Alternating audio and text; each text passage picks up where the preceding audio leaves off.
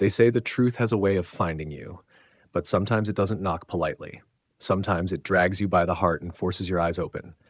Ezinne never imagined that her moment would come in the form of a single message, cold, direct, and impossible to ignore. If you want the truth about your husband, come to Sapphire Grand Hotel, room 407, tonight. She read it once, then again, and again. Each time her chest tightened just a little more. The room around her felt smaller, like the walls were quietly closing in, pressing her thoughts into a corner she could no longer escape.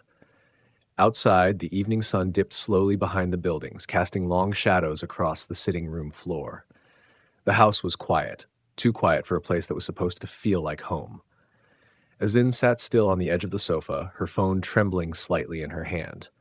She didn't cry. Not yet. That wasn't who she was. She had always been the calm one, the patient one, the one who endured. Her friends used to joke about it. Ezinne, you can watch your house burn and still ask for a cup of tea, Kamsio-chukwu once teased. Ezinne had laughed then. But now, the joke didn't feel funny anymore, because something inside her was burning, and she could no longer pretend she didn't smell the smoke. Obinna, her husband, her once safe place, her slowly growing doubt.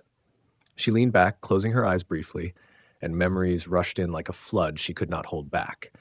The late nights, the sudden trips, the way his phone had become a secret he guarded more than his own breath. At first, she told herself it was business. Obinna was successful, after all. A man like him had responsibilities, meetings, pressures she might not fully understand. But then came the whispers. Soft, careless whispers that somehow always found their way to her ears. I saw him with someone at a restaurant. They looked close. I didn't want to say anything, but she had silenced them all, protected him, protected their marriage, protected the version of love she had believed in, until now. Her phone buzzed again in her hand, snapping her back into the present. Another message. No one will tell you the truth. You have to see it yourself. Her heartbeat quickened. This wasn't just a rumor. This was something else. Something deliberate, something real. Ezinne stood up slowly, her movements controlled, almost mechanical. She walked toward the window, staring out into the fading light. What if it's a lie? She whispered to herself. But even as she said it, her reflection in the glass told her the truth. She didn't believe that anymore. She had been living in doubt for too long, and tonight, she would either destroy that doubt or confirm her worst fear. There was no middle ground. Her mind raced through possibilities, each one heavier than the last. Confront him? Call him? Ignore it? No. None of those options felt right. If there was one thing Ezinne valued, it was certainty. And certainty could not come from questions. It could only come from seeing.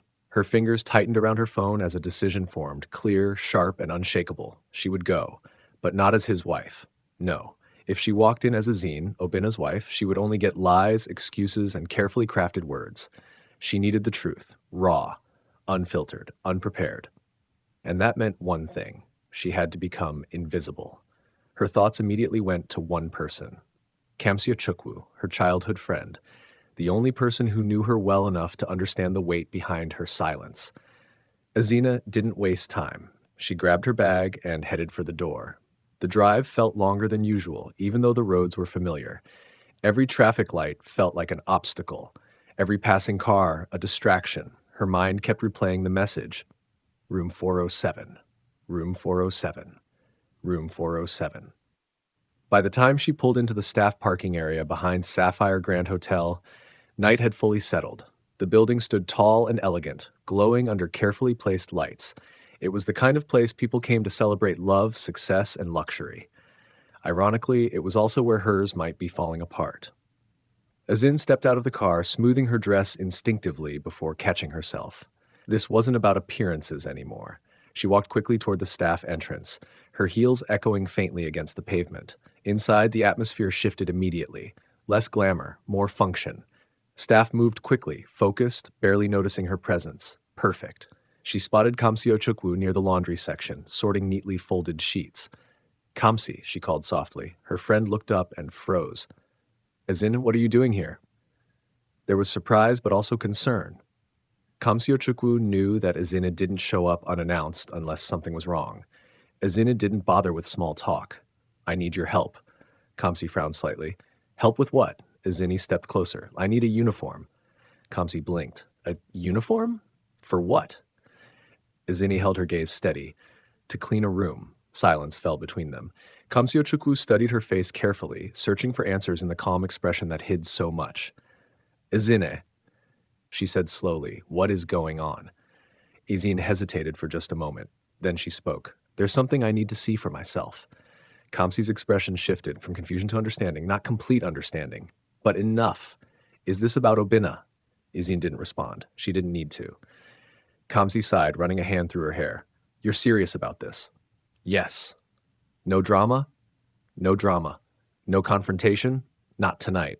Kamsi stared at her for a few seconds longer, then shook her head slightly. You've always been like this, she muttered. Quiet, but dangerous when pushed. Ezinne allowed the faintest hint of a smile. Will you help me? Kamsi hesitated, then nodded. Come. Moments later, Ezinne stood in a small staff changing room, staring at herself in the mirror. The uniform was simple, plain, unremarkable, exactly what she needed. She tied the apron carefully, adjusting it until it sat just right. Her hair was tucked neatly under a cap. Her face, usually soft and expressive, now carried a neutral, almost invisible look. She barely recognized herself, and that was the point. Kamsi leaned against the doorway, watching her. You sure about this? She asked quietly. Ezinne met her reflection. No, she admitted, but I'm ready. Kamsi handed her a cleaning cart. Room 407, she said. Ezinne nodded. Her hands were steady now, her mind clear. Whatever waited behind that door, she would face it.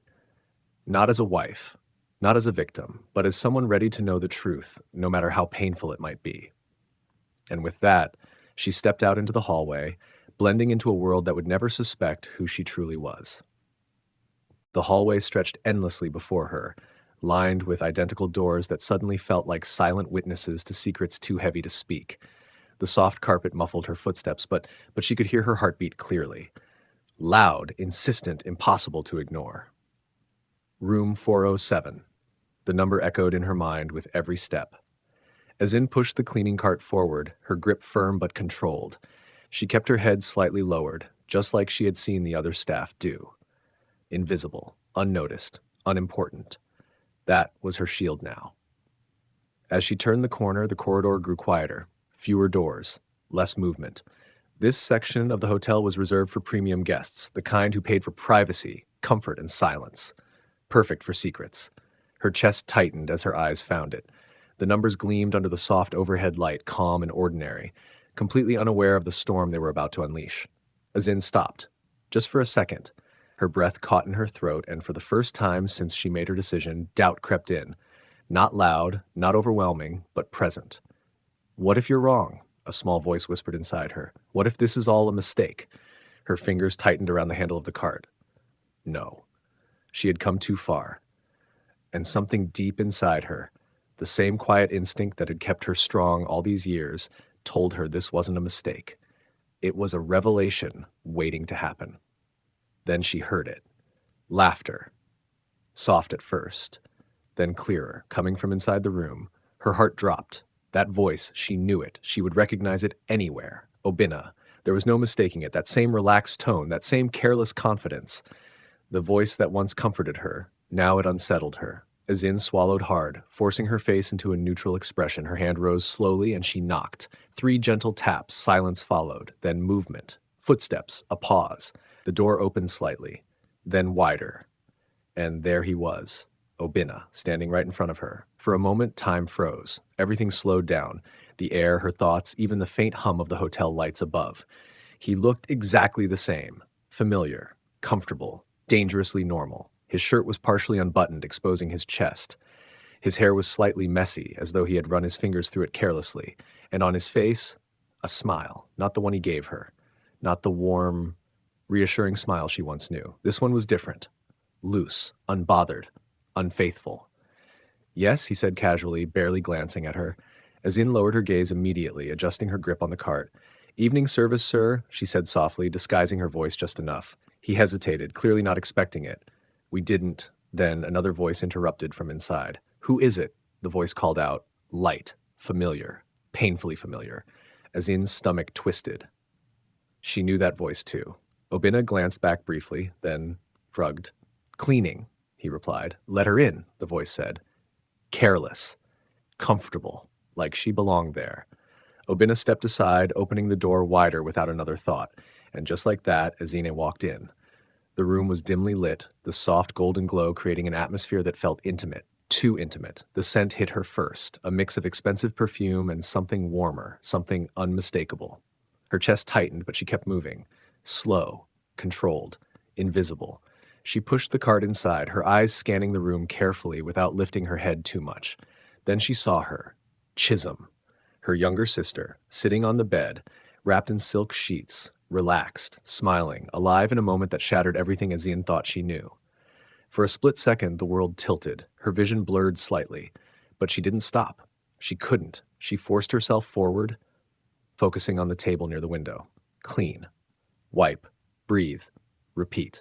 That was all she could do. Behind her, the conversation resumed as if nothing had happened, as if she wasn't there, as if her entire world wasn't collapsing quietly within her chest. You worry too much, Chisholm said, her tone playful. I don't like taking risks, Obinna replied. Ezinne's hands tightened slightly around the cloth she was holding.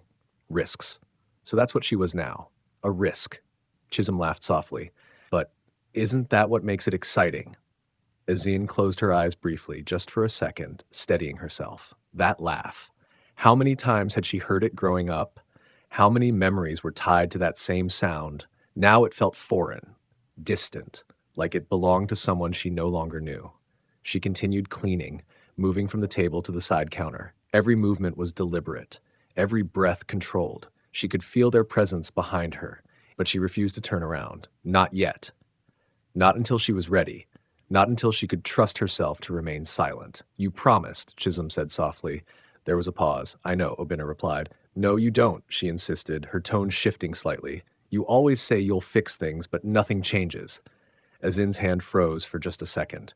Fix things. Her mind raced. What things? What was there to fix? I told you I'm working on it, Obinna said, his voice lower now. When? Chisholm pressed. Soon. That's what you always say.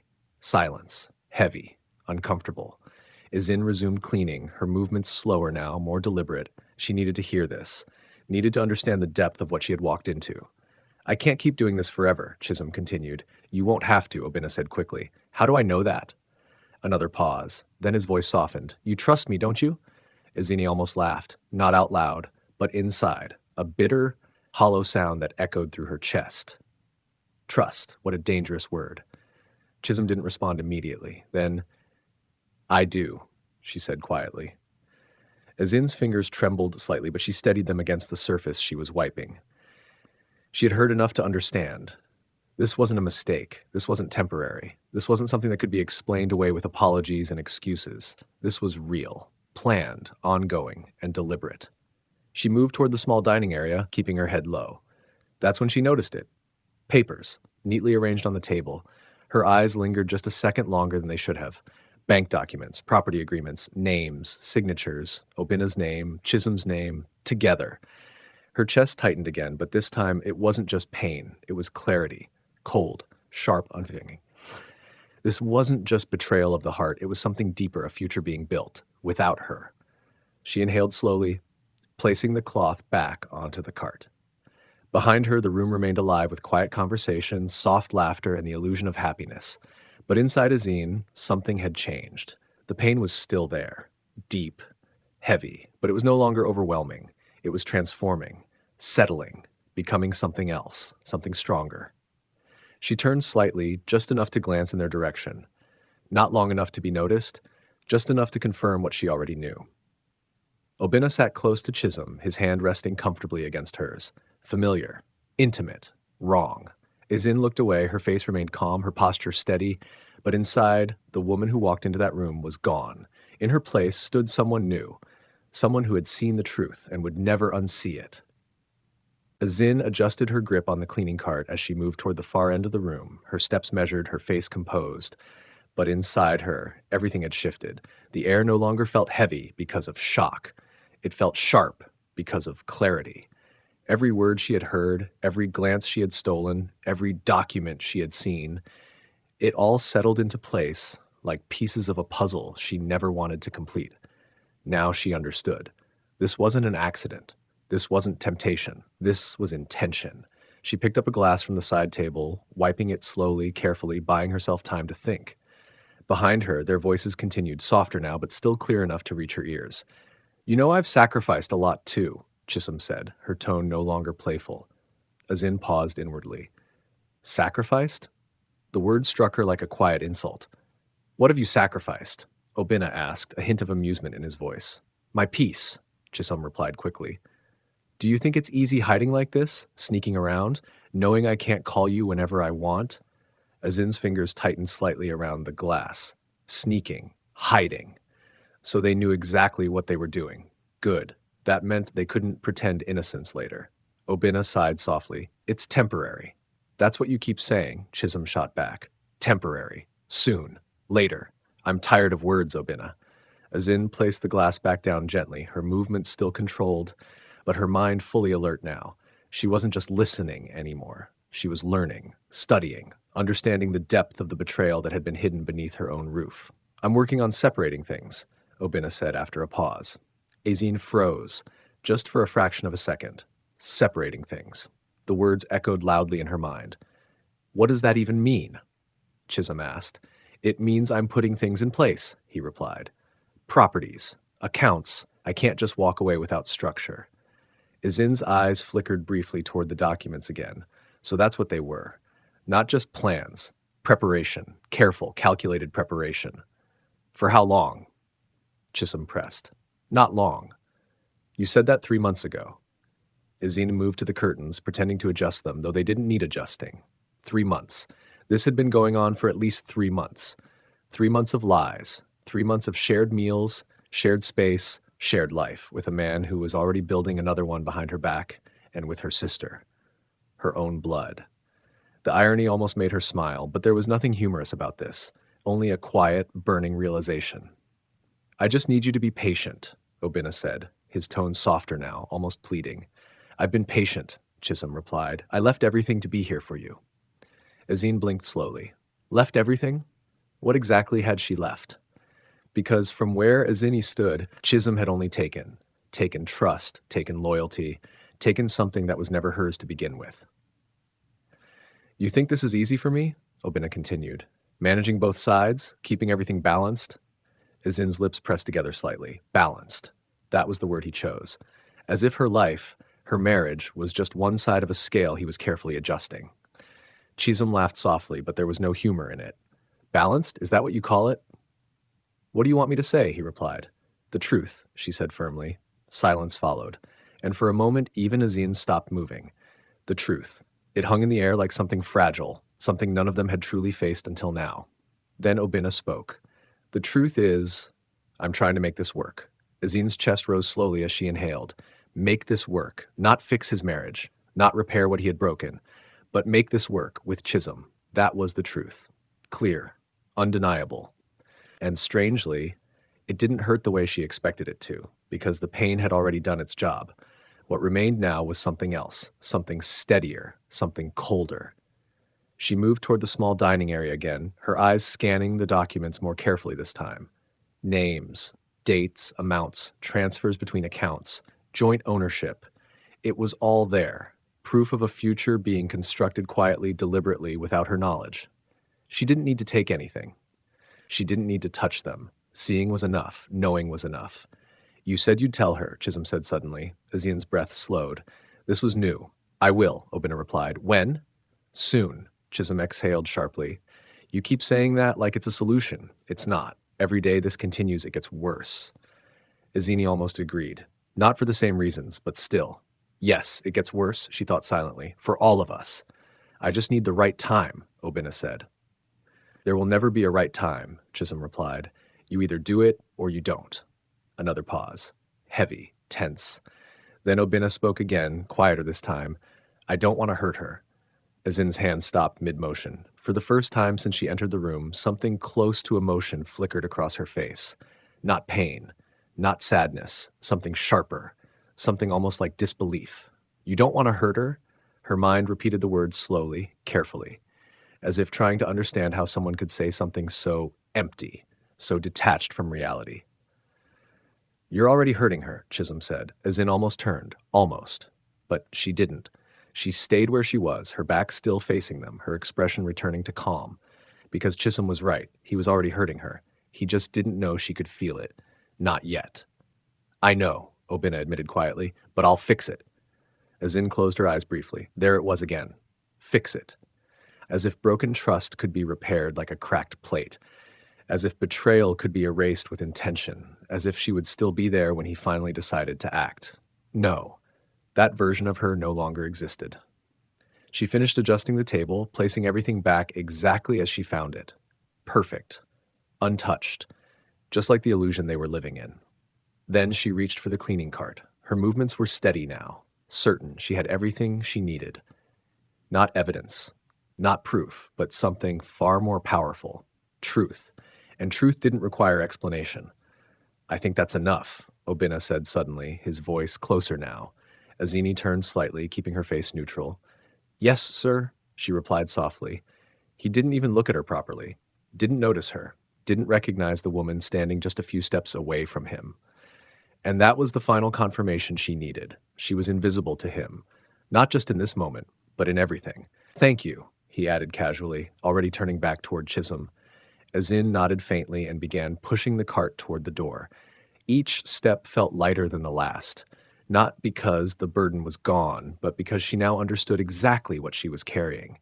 She reached the door, her hand resting briefly on the handle. For a moment, she allowed herself one last glance. Just one. They were already lost in their world again. Close, comfortable, unaware. Ezinne opened the door quietly and stepped out into the hallway. The door closed behind her with a soft click, and just like that, the chapter of doubt in her life ended. What remained was something far more dangerous. Clarity. By the time Ezinne stepped out of Sapphire Grand Hotel, the night air felt different against her skin. Cooler, sharper, cleaner. She inhaled deeply, as though she had been holding her breath for hours and only just remembered how to breathe again. Behind her, the hotel stood tall and quiet, its glowing lights hiding the secrets tucked inside its walls. But Ezinne no longer felt the urge to look back. There was nothing left for her there.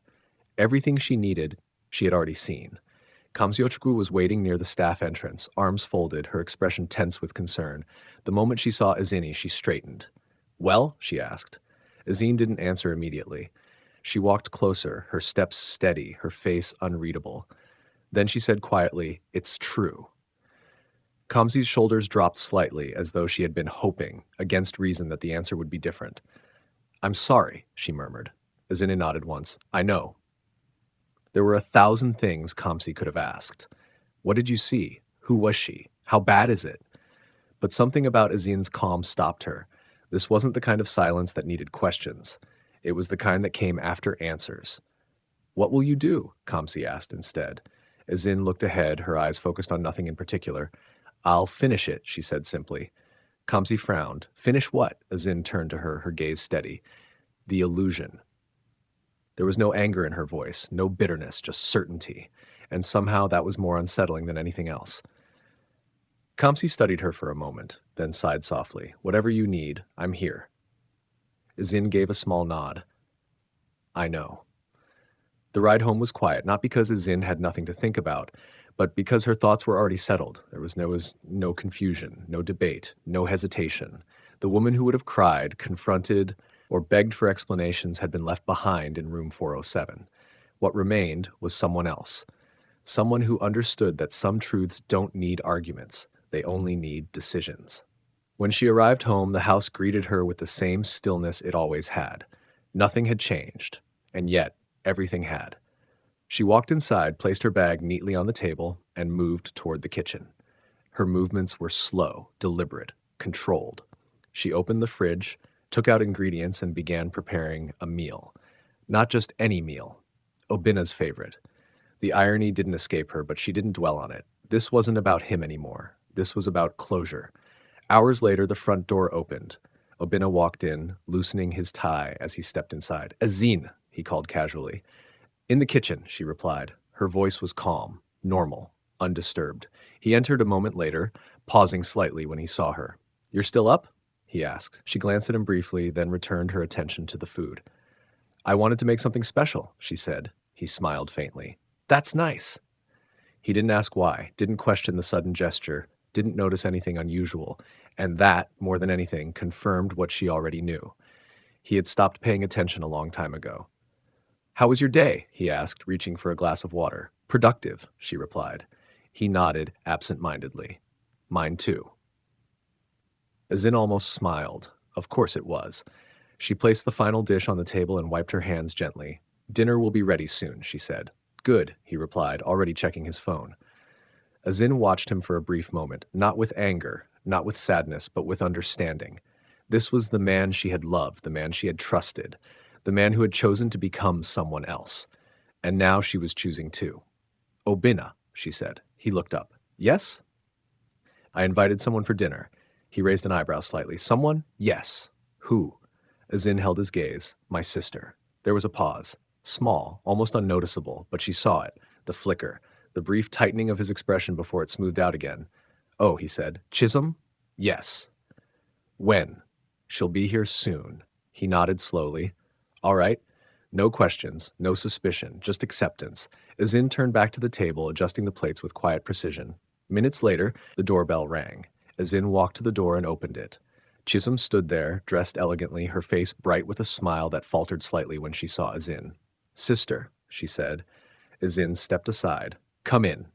Chisholm entered, her eyes briefly scanning the room as though searching for something she couldn't name. Obinna appeared moments later, his expression carefully neutral. Chisholm, he greeted. Obinna, she replied. There it was, that subtle tension, invisible to anyone who wasn't looking.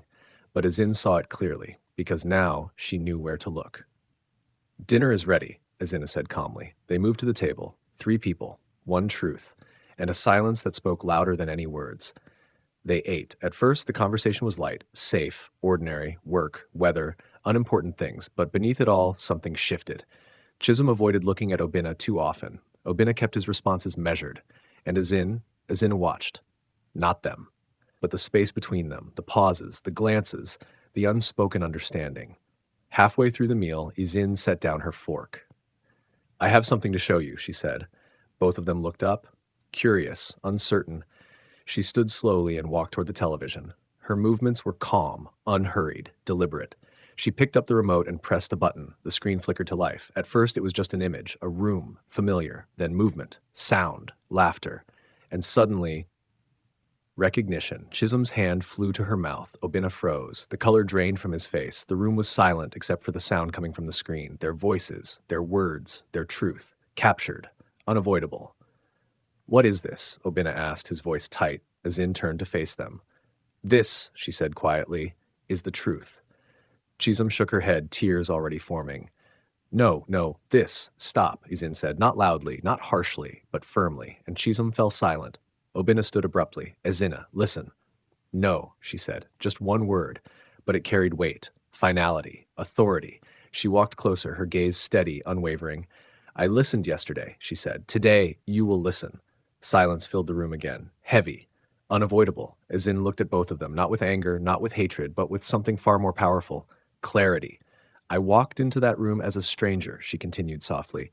Their eyes remained fixed on her. Shock, fear, realization. But I walked out knowing exactly who you both are. Neither of them spoke, because there was nothing left to say. The truth had already spoken for them. Silence settled over the room like a final judgment, thick, undeniable, and impossible to escape. No one moved. No one spoke. The television screen continued to glow faintly behind them, frozen on an image that needed no explanation. The evidence had done its job. It had said everything words could not. Ezinne stood still, her hands resting lightly at her sides, her breathing even. Across from her, Obinna looked like a man stripped of control for the first time in his life. His usual confidence was gone, replaced by something unfamiliar. Panic. Ezinne, he began, his voice lower now, uncertain. This isn't. She raised her hand slightly, not aggressively, not dramatically, just enough, and he stopped. That was new. For the first time in a long time, he stopped speaking because she asked him to. Chisholm sat frozen, tears streaming down her face, her shoulders trembling under the weight of what had been exposed. Sister, Ezinne turned her gaze to her, and whatever Chisholm was about to say died in her throat. because the look she saw wasn't anger, it wasn't rage, it was disappointment. Deep, quiet, unforgiving. "I don't need explanations," Ezinne said calmly. Her voice was steady, but every word carried weight. "Explanations are for things that are unclear." She gestured lightly toward the screen behind them. "This is very clear." Obinna ran a hand through his hair, pacing slightly as if movement could help him find the right words. "You're taking this the wrong way," he said. Ezinne almost smiled, not out of amusement, but out of realization. "The wrong way," she repeated softly. He hesitated. "Yes, I mean, it's not what you think."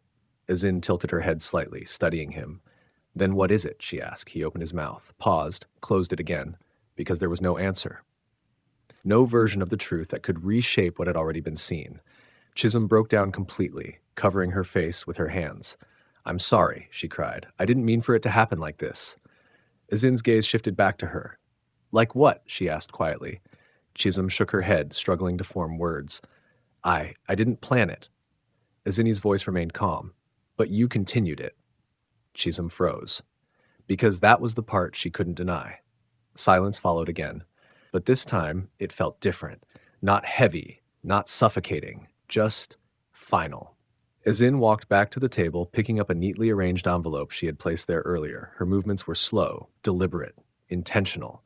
She turned and extended it toward Obinna. He frowned slightly, taking it. "What's this?" "Open it." His hands hesitated for a brief second before he tore it open. His eyes scanned the contents, then widened. "Divorce papers?" he said, his voice rising slightly. Ezinne nodded once. "Yes." Chisholm looked up sharply, her tears momentarily forgotten. "Divorce?" she whispered. Obinna looked back at Ezinne, disbelief written all over his face. "You're serious?" Ezinne held his gaze. "I've never been more serious." He laughed once. A short, disbelieving sound. "You're just going to end everything? Just like that?" Ezinne's expression didn't change. "No," she said, "you ended it." The words landed exactly where they were meant to. Precise. Accurate. Undeniable. Obinna's jaw tightened. "This is marriage, Ezinne. People make mistakes." Ezinne nodded slightly. "Yes, they do." He took a step closer, his tone shifting, trying a different approach. "Then we fix it." Ezinne looked at him for a long moment, really looked at him, as if seeing him clearly for the first time. "Do you remember when you broke that glass bowl I loved?" she asked suddenly. He frowned, confused by the question. "What?" "You said you would fix it," she continued. "I did," he replied. "I bought you a new one." Ezinne nodded. "Exactly." She paused. "But it wasn't the same bowl." The room went quiet again, because now they understood. "You don't fix something like this," she said softly. "You replace it, and I am not something you replace when it's convenient." Obinna exhaled sharply, frustration creeping in. "So that's it? You're just walking away?" Ezinne didn't answer immediately. Instead, she turned to Chisholm, her sister, her past, her broken trust. "I gave you everything," she said quietly. Chisholm's tears flowed freely again. "I know." Ezinne shook her head slightly. "No, I don't think you do." Her voice remained calm, but there was something deeper beneath it now. "I stood by you when you had nothing. I made sacrifices you didn't even see. I protected you." Chisholm sobbed. "I'm sorry," as in his gaze softened, but only slightly. "I gave you everything, except my husband." The words hung in the air. Heavy. Final. "And yet," she continued, "that's what you chose to take." Chisholm couldn't respond because there was nothing left to say. Ezinne turned back to Obinna. "You didn't just betray me," she said. "You underestimated me." He frowned. "What does that mean?" "It means," she replied calmly, "you thought I wouldn't see. You thought I wouldn't act. You thought I would stay." She paused. "But you were wrong." Obinna stared at her, searching for something, anything that could shift this moment back into his control. But there was nothing, because control had already left him. Ezinne stepped back slightly, creating distance, not just physically, but emotionally, completely. "I'm not angry," she said, and that was true. "I'm not even hurt anymore." That was also true. "I'm done." And that was final. No shouting, no drama, no revenge, just truth and a decision. Obinna looked down at the papers in his hand, then back at her. "You'll regret this," he said. Ezinne shook her head gently. "No," she replied, "I would regret staying." The difference was clear, simple, unshakable. She turned toward the door, not rushing, not hesitating, just moving forward. And for the first time in a long time, every step felt right. Behind her, the room remained filled with everything she was leaving behind. Betrayal, regret, consequences. But none of it followed her, because she had already let it go. As she reached the door, she paused briefly, not to look back, but to speak one last time. "Some betrayals break you," she said softly, "and some reveal you." Then she opened the door and walked out. And this time, she didn't carry the pain with her. She carried the lesson. Moral lesson. Betrayal does not destroy you. It exposes the truth about others and reveals the strength within you. Sometimes the most powerful thing you can do is walk away with your dignity intact and choose yourself.